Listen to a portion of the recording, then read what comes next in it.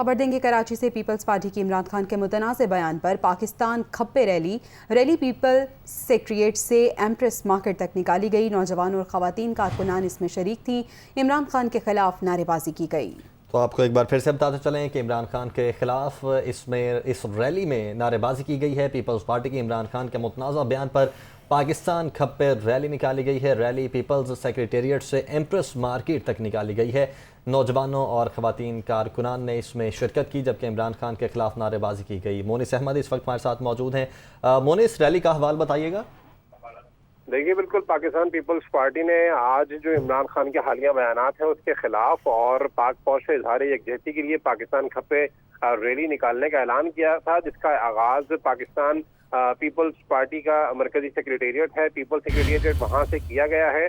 और इस रैली को अब जो एम्प्रेस मार्केट है यहाँ तक ये रैली पहुंच गई है।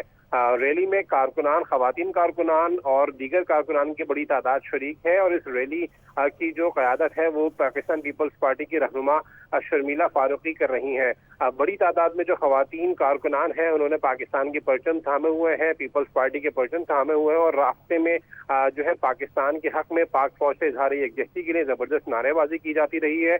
जबकि पीटीआई के चेयरमैन इमरान खान के हालिया बयानात के खिलाफ भी शदीद नारेबाजी की जाती रही है। अब से चंद लम्हों कबल शर्मिला फारूकी ने खिताब किया। उनका यही कहना है कि इक़्तिदार से इमरान खान को निकाला और अब वो मुल्क में इंतशार फैलाना चाहते हैं, मुल्क के लिए खतरा बन गया, उन्हें मुल्क। ठीक है, बहुत शुक्रिया मोनिस अहमद, हमें अपडेट कर रहे थे इस रैली के हवाले से।